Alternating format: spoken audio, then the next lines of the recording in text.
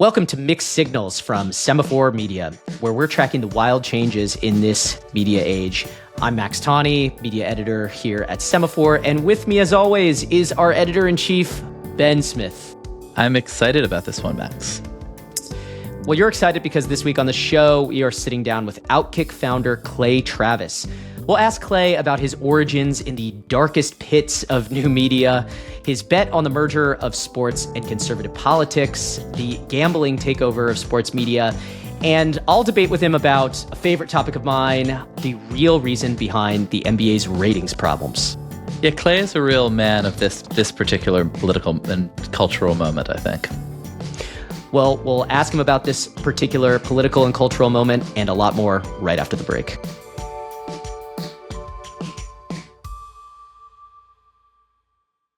So, Max, you're a real major sports news consumer. Can you just place OutKick for me in this in that space? Oh yeah, I mean, I know OutKick from their frequent needling of players in the NBA who they see as too woke. In particular, I feel like they have really gone after LeBron James of my hometown Los Angeles Lakers, which I have obviously taken great offense to as a LeBron stan and apologist. So I know them really as kind of one of the few sites in sports that seems to really not be afraid of stepping into the politics and sports nexus. They're not afraid of fusing them together, but obviously approaching it from a very conservative point of view, which is also different than a lot of other things kind of in the space. I don't know, Ben. What's your feeling on OutKick? Yeah, so I don't know the site so well, but I know who Clay is because he's basically of my generation of blogger, and it's a very recognizable thing. There were a lot of, in 2004, I'm sure still true, but a lot of bored lawyers on the internet, and Clay was one of them and did some weird stunts involving pudding that I really want to ask him about, actually, that got him some attention, and then gradually made his way from there to CBS Sports. He was an editor-writer at Deadspin, actually, the Gawker, the sort of notorious / brilliant Gawker sports blog in 2009 to 11. Then founded OutKick, I think, is actually sort of a right-wing Gawker before you could be a right-wing Barstool, basically, back then. And and has gradually gone from being a individual blogger to media operator, and then back to being kind of a sports radio, talk radio, podcast successor to Rush Limbaugh in a certain way. And there's this kind of funny arc from being a weirdo on the internet to being a media entrepreneur, back to being a weirdo on the internet, which I feel like is basically an arc that a lot of people track. And I'm just sort of interested in the way in which, in particular for him, sports has turned, I think, into politics.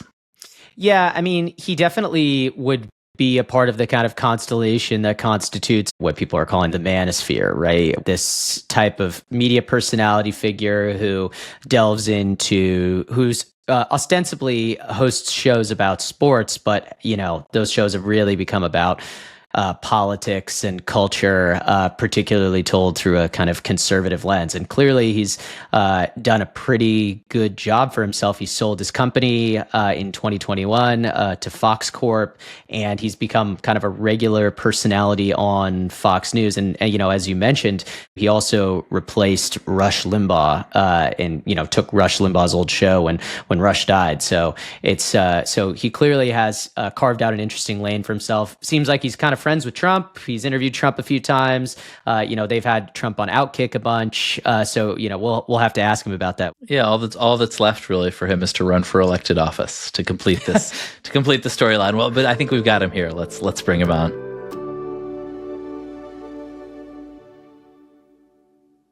Thanks so much for joining us, Clay. We're really thrilled to have you. You can ask me anything under the sun. All right. I don't. He's heard it all. This is probably not going to shock you. I don't tiptoe up to anything. So whatever you want to ask is don't worry about it. I'll have an answer. You might not agree. You might not agree with it, but I'll have an answer. Like you, I'm like an old blogger. I think we're about the same age, and I kind of remember when the whole internet was powered by bored lawyers. And I was looking as one does at your Wikipedia page, and did not know the story that you were first attracted media attention with your personal blog when you were living in the U.S. Virgin Islands and working for a firm called Dudley, Topper, and Feuerzig. You were a Tennessee Titans fan, unable to get NFL Sunday ticket, and in the islands, and so you went on a pudding strike, eating only pudding every day for 50 days with the goal of forcing DirecTV to carry the package in the Virgin Islands. The effort failed, but you apparently received media attention.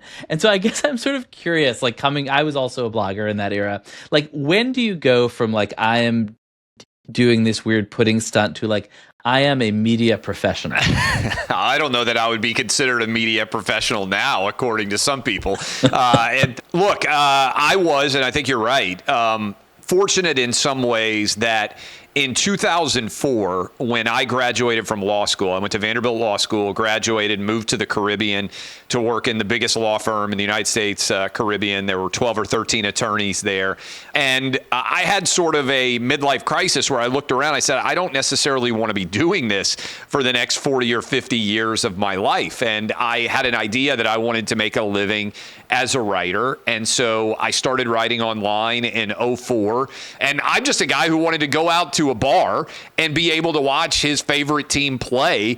And I have been able to do that anywhere in the United States because DirecTV services the sports bars in every city and every place. The only place under the United States flag that didn't have DirecTV Sunday Ticket, for people who have forgotten, was the U.S. Virgin Islands. And somehow I ended up in this sort of Bermuda Triangle of rights fees and overlapping universes. You're still upset about this? Oh, I'm still, look, I mean, I got kind of fascinated by it. It's still kind of the way that I live now. I went from the pudding strike, which was very fun.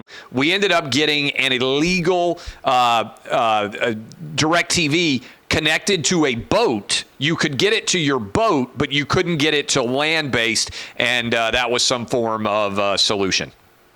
Honestly, it kind of feels a little bit like the local sports rights today. You know, honestly, I was ahead of the curve. It's super frustrating. They had a hearing about it on Capitol Hill today, and I get it. I can't find anything. I'm an old man. My kids call me an unk. I just want to sit down with one remote and watch any game under the sun. It doesn't seem like a crazy thing to want. No, and it's the thing is that everybody is upset about it. If you're a sports fan, I mean, obviously the teams don't like it. I live here in New York. It makes no sense that I pay, over like about $100 a month for YouTube TV. I've got, NBA League Pass, and yet I can't watch my two hometown basketball teams. I have an easier time watching teams from other places. It's terrible. If you want me to, for the next generation of Knicks fans or Nets fans or whatever, I mean, it's a terrible system. It's horrible. So it sounds just like I'd rather have a boat with the DirecTV. Think about this, guys. On it so I can see it. We're going backwards on sports television rights in many ways. I really do think this.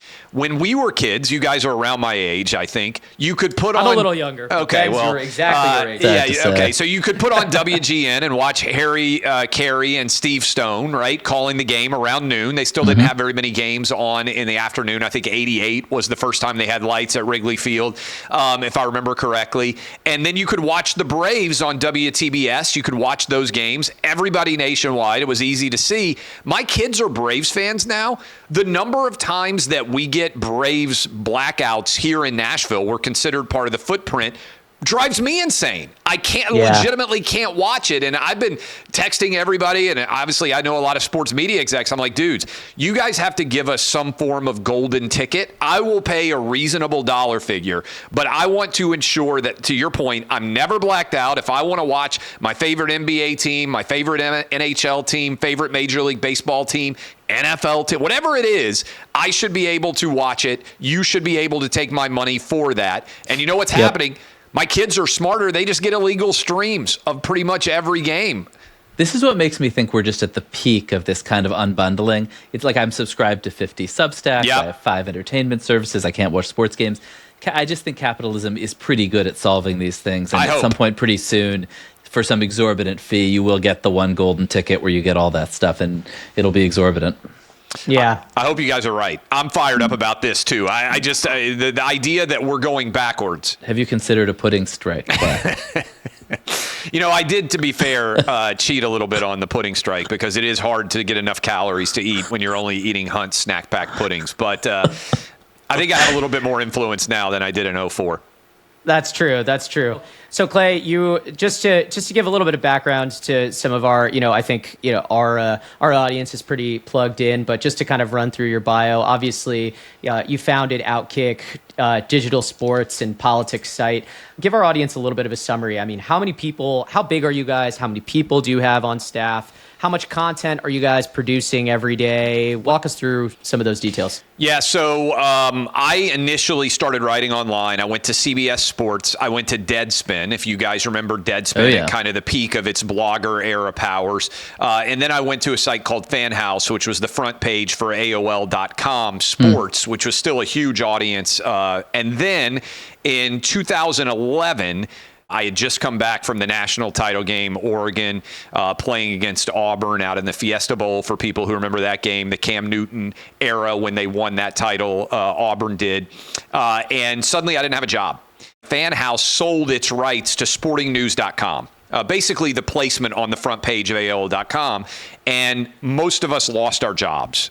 They were a ton of people that I loved working with at Fan House as a great staff, and I was doing local sports talk radio, and I had come to understand in Nashville, my hometown, how that business worked from an advertiser perspective. I thought that I knew digital media decently because I had been at CBS, Deadspin, and then AOL Fan House. I at least understood the content elements of it, and I never wanted to be in a position where somebody else could fire me again. So I was understood that, like, hey, I may end up starting a business that's going to fail, that's going to go bankrupt, but I wanted to control everything. And so in 2011, I started OutKick. And initially, OutKick was kind of a one-man shop. I sold every ad. I wrote every article. I ran the business completely, entirely on my own. And so I said it was like an ugly Don Draper. I had to go in and pitch people on why they needed to be spending their money with me. And so we gradually grew. Now, when I started in 11, we were really just kind of a zany sports site, more akin to Deadspin before it went mega woke, more akin to the sports internet in general back in the era of the Bill Simmons page 2 columns before everybody lost their mind there. And then as we grew, and as the sort of universe around us changed, and I'm writing a book about this right now, which is going to be out in November, so I've been thinking about it a lot. But starting about 2015-ish, sports suddenly, in my opinion, started to go really woke. And was there a moment? Yes. Do you remember like a moment? Yeah, I think there were a couple of moments. One was, and if you guys remember this, Michael Sam became the first gay NFL draft pick, and ESPN covered it like he was Tim Tebow, or like he was, you remember Tebow was a huge flashpoint back in the day, or like he was a first-round NFL draft pick. And it was entirely identity-based because he was a seventh-round draft pick. It was a pretty good story, right? It was an interesting story, but most sports fans don't really care that much about an athlete's sexuality if they're performing on the field at a high level. But the guy never played a snap of an NFL game. 2015, building on that in some way, Caitlyn Jenner gets the ESPY for Courage at the ESPN ESPY Awards that year, which was I think, kind of major cultural flashpoint. And then in 2015-ish, you also had if you guys remember, the Missouri protests that took over a hunger strike. They alleged that there was racism at the University of Missouri. The football team threatened not to play. That was a huge story. And then the next year, in August of 16, Colin Kaepernick took a knee, and everything changed almost overnight in terms of sports. That, to me, was the foundation of sort of the woke era starting. So we went at that time at OutKick from a site that primarily had been focused on, hey, Here's Johnny Manziel out dressed up as Scooby-Doo, partying with a couple of cute college girls. And, we're going to cover conference realignment. We're going to have drinking games for big college football games. To all of a sudden, hey, what are the implications of BLM protests? And, boy, what do we think about the Trump era intersecting completely with sports? And everybody went crazy. And I would argue it peaked in 2022 when Leah Thomas wins an NCAA championship as a man identifying as a woman in that swimming championship. And so that 7-year process, sports went crazy, and there's a lot in there, but I've been writing about a lot, so I think about it quite a bit. Just to go back a little bit, one of the innovations of Deadspin in a way was the understanding that they were covering sports media. Yeah. As much as they were covering sports, and they were kind of punching up at ESPN and everybody. But I guess as I sort of understand, I think you had this almost like very, very pure experience of the last 10 years of politics through the lens of sports. Yeah. You initially were someone whose line I think was, can we get the politics out of sports? And it feels to me your line is now, it's all politics. Yeah, that's funny. How does that happen? Well, so I would argue that we are the sane people and we have to win battles to return sports to normalcy. I would actually argue that we are the side saying, no, you know what? It's not good to have athletes making strong political statements in the context of sports, right? Even if they're conservative. Even if they're conservative, I don't think it's good. Like, I'll give you an example, and I wrote this in one of my books.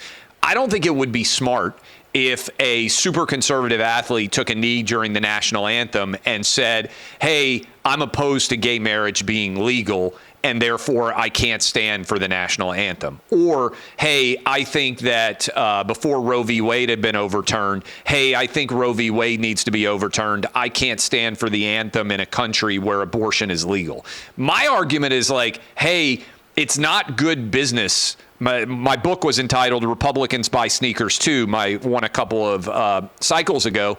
And it was a quote from Michael Jordan that he's now acknowledged that he said, when I grew up in the 80s, the 90s, and the early 2000s, nobody cared what an athlete said about politics. Nobody cared who an athlete voted for. I actually think that's healthy, and I think that's the era right? we Muhammad should Ali be in. Had his, and I write about that in the book. But by the time I was growing up, the 1960s were over. I think we went through a 1960s-like era, the late 60s, and then what happened? Reagan got elected, and things kind of got calm for the 80s, the 90s, 2000s. You might have fights with sports fans, but it's over whether or not you agree with an athlete over his performance on the field. To me, Nike giving Colin Kaepernick a shoe when he wasn't playing, Caitlyn Jenner getting an ESPY from ESPN for something that had nothing to do with athletics at all. To me, those were fundamental changes in the way that we talked about sports. We went from, to me, identity politics took over. Now, the business side. You asked about the business side. Let me just give you, I'll tell you the business side. Wait, I want to talk more about identity politics. No, go ahead on the business side. Let me go to the business side. As a lawyer, I had been expecting that sports gambling was going to be legalized. And when it was, I was actually, the only time I've ever been to the Supreme Court was for the arguments over whether New Jersey could legalize sports gambling. Basically, should it be a federal law, or should individual states under federalism have the opportunity to make their own choices? Supreme Court 6-3 says, hey, New Jersey can legalize sports gambling. Everything changes almost overnight. I knew that we were going to have a really good business when it came to the gold rush of sports gambling. I didn't realize it was going to be as good as it was. And so OutKick got into the affiliate model with sports gambling. And this is this just flood of marketing advertising from all these apps, right? Flood of dollars. We were either the best or second best affiliate that FanDuel had anywhere in the country. And it was us and Pat McAfee. We were getting paid, like if the three of us had been out for beers in Nashville, my hometown where OutKick is based, and I would have turned to you back in those days and I would have been like, hey, go to fanduel.com/Clay and make a bet. And I would have gotten from the two of you $350 each for starting new FanDuel accounts. Now, when you're getting that kind of money, like, doesn't that make you nervous? Like, it doesn't you, I mean, I just feel like whenever there's a transaction like that, that means they are just taking in so much revenue, so much profit from your loyal readers.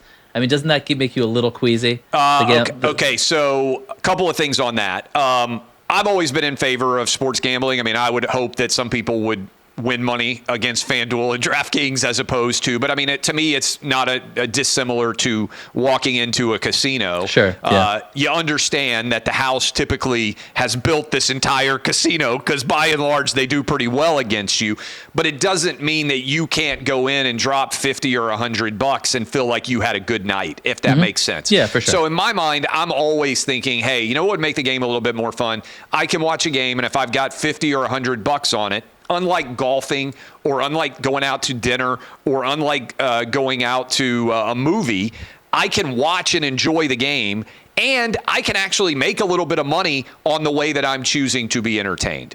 Yep. So this thing continues to grow. Every state is its own battleground. I immediately said, hey, this is going to be like when Prohibition ended. Every different state is going to be its own battleground, and they're all competing for market share. It continued to build. We were making millions and millions of dollars. And right before we sold on Super Bowl Sunday 2021, on that day alone, we made $2 million from FanDuel. That's incredible. And so do you think ultimately, like, the valuation, the value, the commercial interest in sports media was driven really by gambling? Oh, by hugely. gambling? I mean, again, we hit it better than almost anybody else did. We made $2 million on Super Bowl Sunday. We would have continued to make millions and millions of dollars. But at some point, those companies, DraftKings, FanDuel, they're going to hit economic reality. They're going to have the market share that they want. Wall Street's going to start saying, hey, you guys got to start showing us some profit. So I knew that gravy train wasn't going to last forever. So that affiliate model is going to continue, but it's going to diminish. You could go the Barstool route, like Dave and those guys decided, hey, we're going to be the book. Right? This is a big multi-billion-dollar swing. Our audience, we're going to be the book. I kicked the tires on that idea. That obviously failed for them, but they did fine. Why didn't you go that route? Well, first of all, people don't realize how hard it is to get an affiliate license in every state. I'm talking about a regulated industry. You're getting fingerprinted. You're passing background checks in 30 different states. And I just didn't think we had the ability to compete with the billions of dollars that FanDuel had and DraftKings had. And remember, those guys were smart because they already were on phones because of daily fantasy. So I thought it was going to be super challenging to try to do what Barstool did. I admire the swing from Penn Gaming and thinking, hey, this is a more affordable way to create a sports book through loyalty with media companies. And I think there's value in that. But I think it was hard to compete. And when I looked at the marketplace, we weren't going to have billions of dollars. And I think whether it's ESPN or SI, a lot of brands tried to create their own books, and it didn't work because they didn't have the money. Heck, Wynn didn't have the money to compete at a high level. Caesars decided that the stakes were too high for them, and they're a pretty decent-sized business. So third option was sell, and Fox had a relationship with FanDuel, which was our biggest affiliate. I was obviously on Fox Sports. I took less money to sell to Fox because I thought the partnership made sense more for us because I didn't just want to do sports gambling. And so at that time, we sold in May of 21. There were sports gambling companies bidding more, but I thought the fit was better at Fox. I like Fox Sports. I was getting to know the Fox News side. And so we sold in May of 21, and OutKick became a Fox. And you sold for how much? I don't think we've officially been allowed to say. I think it's rumored to have been about $100 million. Is that right? That's not a crazy rumor. Yeah. So I guess, just to kind of stick on this for one more second, you told, speaking of Dave Portnoy, you told Portnoy a few years ago that the thing that you worried about the most was, are we selling too soon? Now, you've talked about how it seemed like maybe there was you thought about the timing of it and whether it was a bubble. I mean, what do you think now? Do you think it was too soon? I think it depends on how you classify it too soon. I think I made a solid decision. I love, on some level, for better or worse, being able to make every decision. That's why I liked running a media company. I'm married, so I get to make no decisions inside my own house. So I'd like to make decisions somewhere. And so I wonder, at the time in sport, from a sports gambling perspective, I think we sold at a good time. Because I think valuations for companies entirely predicated on sports gambling have declined. It wasn't only that I sold OutKick. Remember, that same month, I took over with Buck Sexton, the biggest radio show in the country. So the question you asked about sports and politics, I actually think I have solid sports opinions, and I'll give them all to you on any subject under the sun. But I also am super opinionated on politics. So instead of trying to do a sports show and sort of throw my political opinions down your throat that you may not want, I took over the biggest political talk show in the country alongside of Buck. And so to me, hey, if you want to know what I think about tariffs, like, hey, Clay and Buck's on 555 stations nationwide in all 50 states, 10 million people a month are listening. You got plenty of opportunity to go listen there. But if you want to hear what I think about, NIL-related issues, I do an OutKick show right after that where I would continue to dive in aggressively into entirely sports-related topics. And remember, at OutKick, we've always had a lot of pop culture. We've always had a lot of current events stories in addition to sports. Sports is the foundation. But I didn't want people to be tuning in for my early morning sports talk show. And you're like, boy, the Nuggets had a heck of a win last night. Or can you believe the Knicks came back against the Celtics? And then I'm like, but I want to talk about this new India tariff decision with Trump, right? Yeah, so these are so yeah. I have a question about that, because I think you it's interesting how you like that you sort of see it as a period, maybe 2015 to 2022. Yeah. When sports really politicized. And I guess would like to, having been looking at OutKick a bit and looking at the engagement you get on YouTube too, would like to try a theory out on you, which is that, like, obviously there's a ton of engagement on like SEC football, women in bikinis, Clips Roundup. But I was looking and I'm looking at the political stuff, and I saw something on, and particularly you guys are writing a lot about the fights, the sort of, to me, shrinking fights around trans people playing sports. In women's sports, you have something about UK women's pool. You got a piece about the Ithaca College rowing team. Something about the Vancouver Island Mariners. This is on YouTube, or this is up on the main OutKick site? Do you know what sport that is? The Vancouver Island Mariners. The Vancouver Island Mariners. No, I have no idea. Yeah, me either. But I guess is there? And I don't see much pickup on that stuff. Is that driven by your audience? Why? It just seems like this is not hot news to me. It is driven by an audience that is very fired up about it, and we're the only site that would cover it. Yes, because I mean, every Democrat. I obviously don't doubt the heat around that story a year ago, but it feels to me like it's fading. I think basically like the right won a lot of fights, and as a result, you win a fight and it becomes boring often. Yeah. And like when I look at a fight about whether there's a trans professional in UK women's pool, I think these guys are running out of things to talk about. I don't think we're ever going to run out of things to talk about. On that particular topic, I mean. No, I don't think so, because, look, I mean, the opposition is still there. Every single senator, Democrat, all 47, refused to vote to keep men out of women's sports. So this is coming from the audience, not, I guess here was my guess, it's not coming from Fox. No. Okay. Like, I will give Fox tremendous credit for this reason.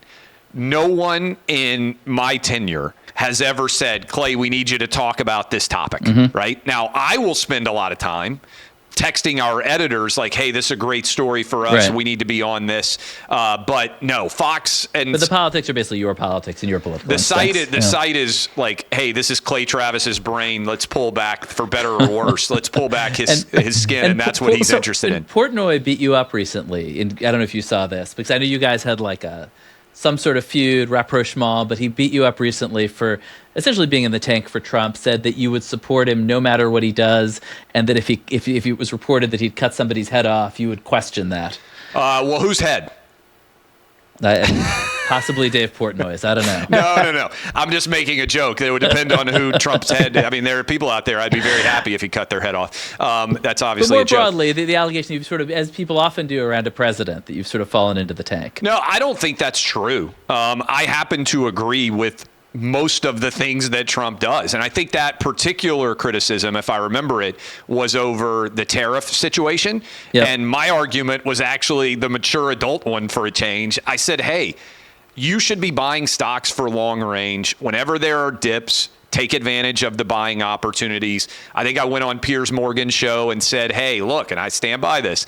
If stocks are lower 18 months after Trump comes into office than they are the day he went in or when he was elected, I think I said, then I'll show up in a full clown outfit and admit that Trump has not done well economically. I don't think that's going to happen. And it's not just Trump, by the way. I really like and know very well personally many of the people that he's put in his cabinet. I love Marco Rubio. I think Marco Rubio is a super smart guy that is doing, in my opinion, a phenomenal job.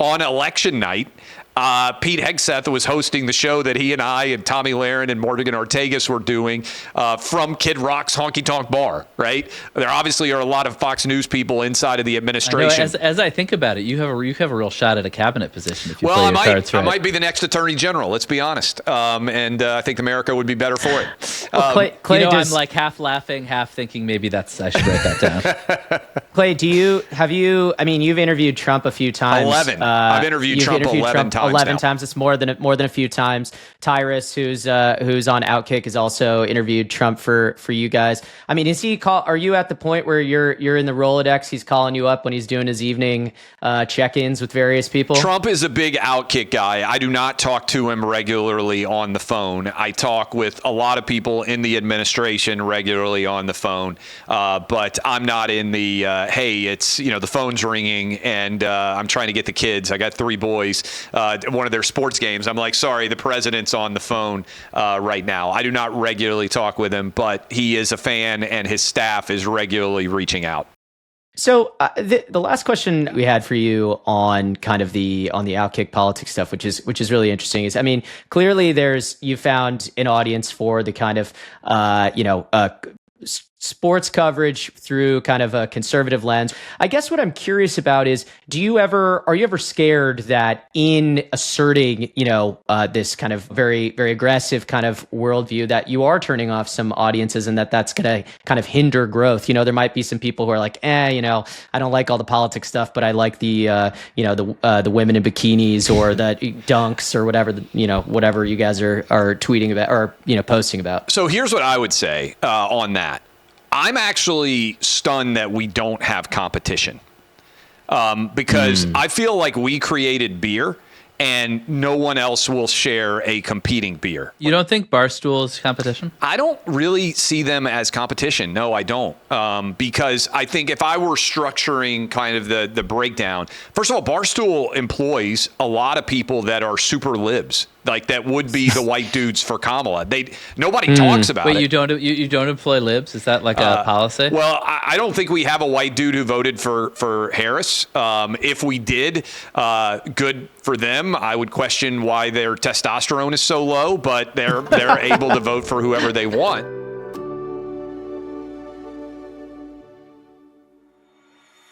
This week on our branded segment from Think with Google, I spoke with Google's VP of Marketing, Josh Spanier, about the state of B2B marketing. So Josh, you're just back from this huge Google event in Las Vegas, and I guess I'm interested in sort of a marketing sense of what is the utility of a huge business-to-business event in Las Vegas? Well, Ben, the biggest challenge marketers face of every stripe is not one of resource or budget, it's of time. How do we get our customers and prospective customers time? How do we get engagement from them when they're all so busy? So recently, we had something called Google Cloud Next, a large B2B event in Las Vegas, hosted by Thomas Kurian, our CEO of Google Cloud, who was live on stage inside the Sphere, that giant Death Star-like electronic screen, 360-degree immersive experience. And this is all for innovations in cloud technology. It's not normally what you'd expect, but one of the learnings we're seeing is how the best of consumer marketing can actually be used to create the best of B2B marketing, all about creating engagement and actually breaking through and connecting and getting the time of our customers. There were literally millions of people learning about cloud infrastructure, about as technical as you can get, but live streamed on YouTube. And this is where we're seeing consumer and B2B marketing really merging. And in fact, we actually have a whole bunch of big events coming up. So starting in May, we have something called YouTube Brandcast, which will have creators and celebrities live from the Lincoln Center, swiftly followed by thousands and thousands of developers coming together in San Francisco for Google I/O and Google Marketing Live, where we showcase all our ads innovation products. We're trying to get our customers to really engage and give us their time by making it worthwhile coming to these events and watching the live streams with a dash of creator, celebrity, and razzle-dazzle in marketing. And where can folks find out more about this? You can head on over to thinkwithgoogle.com to see recaps and all the summaries of all these major events from Google.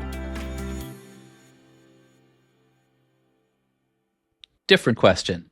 You talk about so much of what you're doing now is streaming, is stuff like this, is being on air. You got two different shows. But as somebody who comes out of the blogosphere and the web, do you feel like the web is sort of basically going away? I mean, is this? I think about this a lot. Or, yeah. Let me take it a backwards way. Don Lemon for 8 years had exclusive access to CNN's audience, right? 8 years, whatever it was, he's on television, people are watching him. He only has to compete with Fox News and MSNBC. They fire him at CNN. He goes out into the internet and like nobody cares about him anymore. Joy Reid, same thing, right? Like she's just kind of vanished. Actually, I will say she's making more money now at Substack than she was before. I mean, actually, and the people love Jim Acosta. Very confusing. Anyway, it is. Yeah. So my point is, I think that they will fail because now they have to compete with everybody. And I feel like I came from, to use the Bane analogy, like I was born in the darkness. When you're on the internet, you're in the muck. You have to fight for every single reader. You have to fight for every single digital viewer. You don't have the top-down apparatus, which is going to create a huge audience just because some super smart executive says, oh, you're now on prime time and millions of people are going to watch you, right? So what I think is interesting is I built OutKick from the ground up, from the muck to an audience. And now Fox News is like a very top-down universe. And I've made the argument, I don't know if you guys kind of feel that way. So my ideal when I sold was like, hey, your grandma is suddenly going to know who I am, and the grandson, and I'm going to bring every American together at Thanksgiving, and they're all going to love me, the old guy and the frat guy. That's a great pitch. They should have paid you more. But don't you feel like it's funny you say that, because I think about this a lot, too, and there's this funny convergence where it's like it's you, but it's also the other people who are doing great in this independent ecosystem are the great broadcasters of the last generation. Tucker, Megyn, Piers. These are people who Fox News made, actually. And I wonder, like, it just feels like there's a funny convergence where I think people have lost track of maybe you were born in the darkness and, these other people were elevated by corporate media, but you're now all just like fighting it out of the darkness. Well, what I would point out is the three people that you happen to mention, I think are the three most successful people to have been on television and also worked digitally. And I think what they have in common, Piers, Megyn, and Tucker, is they're all very smart and they have unique perspectives. Yeah, they're gifted broadcasters. So Clay, we want to kind of end here because it's the NBA playoffs. The ratings are up, so people are taking shots at you because you've been a long time. You've been somebody who's talked a long time about what you were mentioning earlier about how kind of the woke ideologies of some of these leagues have carved into the ratings and viewership. Alleged, yes, exactly. Hold on. So it's not alleged when you put Black Lives Matter on the court and say their names on the back of a jersey instead of a game. That's pretty woke. True. For sure. So one of your peers in sports media took a shot at you, Ryan Russillo. He was on the Bill Simmons podcast. I believe we're going to have a producer play the clip. Chris, can you play this clip? And we want to have Clay respond to this. Like, this is one of the best 24-hour stretches the league's had in a while. Yeah, Clay Travis. How about tweeting about the ratings? Get Bobby Burack on that one. Look, I realize group economics wasn't a great jersey idea either. So All right, so I don't know what group. Yeah, I still am trying to figure out what the group economics things mean. But talk a little bit about that, because you have a little bit. You have some thoughts. Why do you think Russillo and Bill were wrong there about the well, the first NBA of all, ratings? I like Bill and I like Ryan. In fact, the studio that I'm in right now, Ryan watched the Red Sox in the World Series from my house during my Halloween party because he's such a diehard Red Sox fan that he didn't want to miss a pitch, but he had friends that wanted to come to our costume party and be downstairs. So he was in the studio where I am talking to you right now. But they're wrong. And they're wrong. I mean, so first of all, the first round that just finished, the NBA viewership was up 6% over last year. So I would submit to you that if you are trying to spike the football on a 6% ratings increase, you've got a pretty low standard for what your expectation is. And with LeBron gone, I would expect that the numbers in the semifinals, finals, and then the NBA finals are going to struggle. And to me, I think the NBA lit its brand on fire like Bud Light did by alienating. You asked the question, are you worried about alienating people who would otherwise like you? No, because I'm amazing and they're going to love me no matter what. But if they're with me to this point. But I would say if I ran the NBA, if I was Adam Silver, or if I ran Bud Light, I would want everybody to buy my product. So to me, if you are alienating in any way people who would love your product by something that has nothing to do with your product, that's the definition of failure. And let me point this out. NBA. Basketball is actually very popular. NBA is down by and large over the last decade plus. Men's basketball setting record ratings. If you had asked me 2024, was it last year? 6 million more people watched Caitlin Clark play women's basketball than watched an NBA Finals game, any of them. That is true, though. I mean, as you were tweeting about this earlier today. I mean, the WNBA is way more politically well, and I think that's outspoken. that's one that's gonna light themselves on fire, because I think if you look at the new WNBA fans, they are not political in nature. They just like Caitlin Clark, and they're making Caitlin Clark go into sort of this woke identity politics era. The WNBA hasn't left it. And by the way, WNBA's never made $1 in 27 years. I'm not sure there's any other business in America that has failed for 27 years to make a profit. So, still exists. Clay, I think obviously, you have a sports site that has, and a podcast that has, these big audiences. And I do think obviously, you represent a point of view, and certainly like there are probably people who do feel that way, who saw some of the things on the court and, thought, this is too political for me during COVID. But I guess the point that you hear a lot from media executives and fans is, I mean, the declines in viewership, besides football with the NBA, mirror the declines in viewership across, all of television. I mean, in 2005, CBS was putting up 13 million viewers a night on CSI, right? And obviously you look at the ratings now, that's about half that. So to me, it just seems like what the NBA is doing is mirroring broader trends. I mean, you look at at Major League Baseball, it's the same thing, right? The ratings they have declined in a very similar sort of fashion. And I don't think baseball's gone particularly woke in the last. Well, I think baseball has made a years. lot of awful decisions, particularly as we started off, because it's so hard sometimes to follow your favorite team. Isn't this just cord cutting? No, I think what defeats that argument is men's college basketball has actually increased its audience by and large over that time. I guess, but isn't it? It's a smaller. I mean, I think that the NBA has made a lot of errors. I mean, there's too many games. It's late, right? I'm a Laker fan. I live in New York. I want to watch. It's at 11 p.m. Yep. It's insane. I can't stay. My girlfriend is upset. I'm up at 1 a.m. watching some of these games. The 3-point shooting thing, maybe that's ruined it. I guess I just am. I'm a little bit skeptical of the idea that that politics has totally sapped away, 70% of the audience since Jordan. I right? think it's 75% of the audience has vanished since Jordan in 98. But it's the same for broadcast television, More it's people, the same, let me give you a stat. More people watched the Jordan era documentary, The Last Dance, than watched the actual NBA Finals in 2020. Yeah, that was obviously a major I think media to moment. your point, hey, does load management factor in? Yes. Does the fact Jordan that obviously was special, I think, in general. Like, clearly there's something about him that brought a bunch of people to the table. That, I think it was the fact that he said Republicans buy sneakers too. That's my and argument.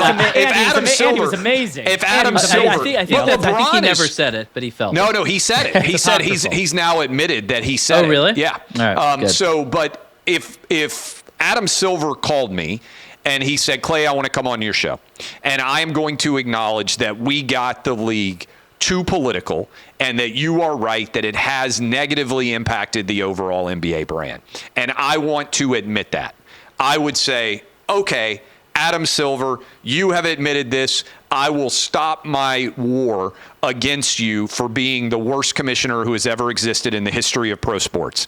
But he hasn't reached out, and I haven't had that conversation. And until it does, you're not a big fan of the play-in game. The play-in game is a disaster. It's awesome. It's totally awesome. Look, they play 82 games. They should play 40.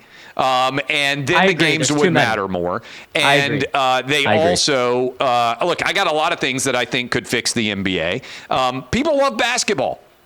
Maybe just give them basketball instead of Greg Popovich lecturing me about Kamala Harris or Steve Kerr lecturing me about trade policy. Don't you think, I mean, I'm just thinking about this, like, I'm an NBA fan, and I actually feel like the league has gotten, and the players in the league have actually gotten more conservative over the last few years. You know, you look out at it, you got, Jonathan Isaac, he's a conservative guy, speaks at TPUSA, he's defended Trump. Kyle Kuzma, he's a big RFK Jr. guy, he said something supporting Trump. Kristaps Porzingis, he said you got to give Trump a chance. Rudy Gobert is a big RFK guy. I don't know, to me, it's like, that's almost an all-star starting lineup with like NBA guys who are pretty big fans of Trump. I just feel like actually the league hasn't gotten more, at least the players in the league have gotten pretty, if you're a conservative and you're looking for folks who, share your message, who are out there, who are in the NBA, I feel like you got a lot of candidates. Well, first of all, I think you're right in a large extent. We won. And that's why, like, I don't even get attacked anymore. Maybe people attack me after things I say here. People used to attack me all the time. But I do think if you look at NFL players doing the Trump dance, Christian Pulisic did the Trump dance, John Jones, UFC responses to Trump in the Super Bowl. I mean, heck, Eagle fans booed Santa Claus and cheered Trump. I mean, they're not exactly known. I was on the floor with him for the NCAA wrestling championships.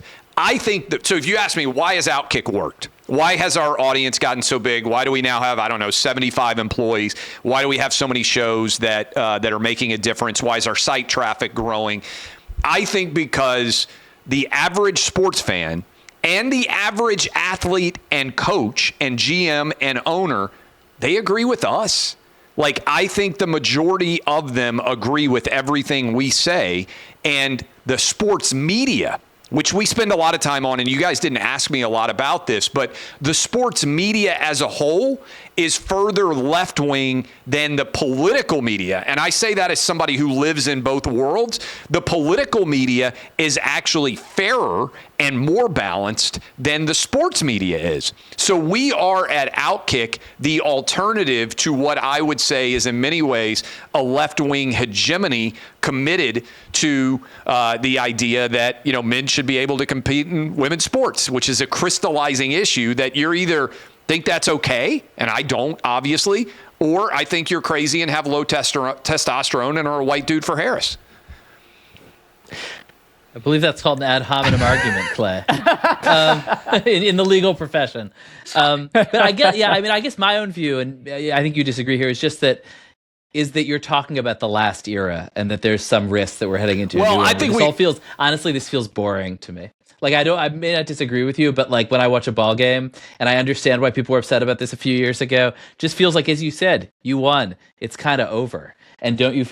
So I think you're going to face a challenge from competitors who I agree with you got to your left, and you're speaking to a majority of sports fans who are to their right. But now we're mostly just going to be talking about sports again. I look at the data. We talk a lot about sports. I have a lot of sports opinions.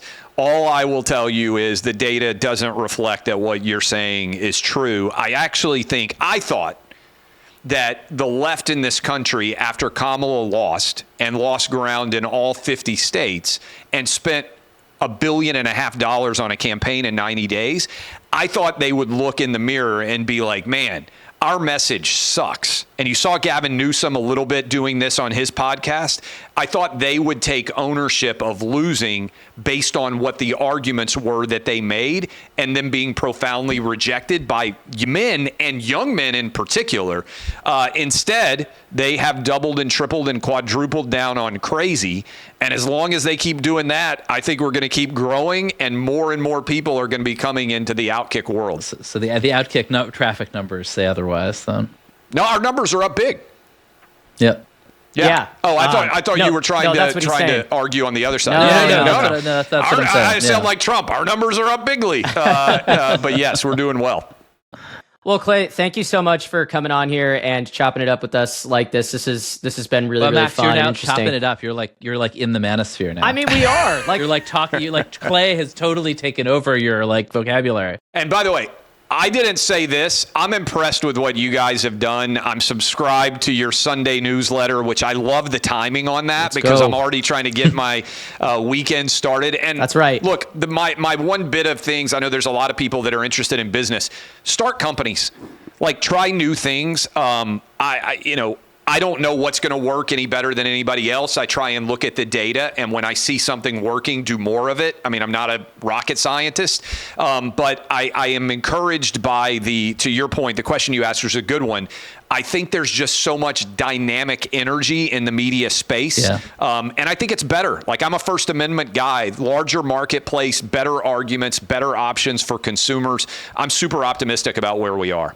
Yeah, and I love your Bane analogy. I'm definitely going to steal that, having come up more or less that way myself. Yeah, so, that's in the book. Thank you so much for joining us. Thank you, guys. Thanks, Clay. Appreciate you all. It. Thanks a lot.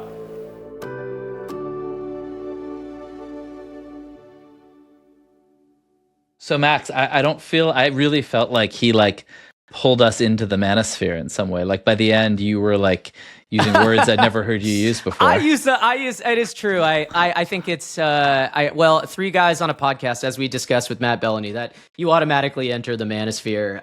Although I don't know what he thinks about our testosterone levels. He kept bringing that up. He's very interested in. I think clearly it's a line that's worked well on his show over the last few months. But I mean, what did you think about? Well, I thought he talked about a lot of stuff there. I mean, it seems like you disagreed with his argument about the idea that there's still this big growing audience for politics and sports. I think both of us, it should be probably said, we're skeptical of his fundamental argument about that. But I don't know. What did you think about his response? Well, I mean, first of all, I think he was totally right to see 10 years ago that the culture was, how polarizing what some people thought were kind of universalist progressive social movements were. They were incredibly polarizing. And he managed to sort of channel that at OutKick very effectively. And there will be lots of people forever who want conservative politics with their sports. I guess I'm a little optimistic that moment of max polarization is fading. Not that OutKick's going to go away. Not there won't be a huge audience for Clay Travis on Fox and and on what used to be the Rush Limbaugh show and things like that. But I do think, his sort of rival, Dave Portnoy, has kept his distance from politics, spends a lot more time talking about pizza. I do think that there's a big mainstream American audience that probably just wants to hear about basketball. Right. It seems like what he's done is OutKick found a very specific audience, conservative sports fans who were outraged by, what they saw in the other. And sports fans, by the way, tilt, right? Like, they were talking about men in particular. They tilt conservative. And I think he's basically right. We're being served kind of generic mainstream media politics, and was an audience that was already to the right. Right. But it's going to be hard to grow once you've got that audience and you've kind of captured them. And it seems like he probably has. It's tough to grow the audience if you are going deeper into politics, which is the reason why, some advertisers have been skittish about being on there, which he says, has been frustrating. And, it seems like he rightly pointed out some of the hypocrisies there. Yeah, I mean, it is interesting. I think we got kind of a scoop that, by the way, that he sold the site for around $100 million. Sounds like that was a good guess. But I do think, and we didn't get that deep into this, but the other big force is sports gambling, and I do think that I think he was correct. Actually, he was right that so those outsized marketing budgets for gambling kind of peaked, that Barstool's experiment being owned by a gambling company didn't work at all, and that now the people making most of the money off sports gambling are FanDuel, DraftKings, the sports gambling companies, not the media companies that kind of helped them recruit this huge audience. By the way, I mean, his enthusiasm for gambling, I mean, I think that's another backlash that's coming. Yeah, it's interesting. And I think he probably also saw, or maybe he just got lucky in the sense that he didn't have to experience what Portnoy experienced, which was that his own personality and his commentary could be kind of used against him when trying to set up shop in these various states. I mean, that was what, as the New York Times reported about, Dave Portnoy a few years ago, that was one of the things that was really difficult for them, is that Portnoy's complaints, not Portnoy's complaints. Sorry, that's a different low testosterone situation. No, but that Portnoy's comments and commentary kind of kept coming up on, in some of these we got to watch out for the woke gambling regulators. That's the real scourge. But no, I mean, I think he's really. I was really glad we had him on, Max. Thanks for bringing him over. Yeah, it was so fun. You're deeper in the weeds on the NBA, on the sports, but I love to talk to him about politics. Maybe a little bit too deep.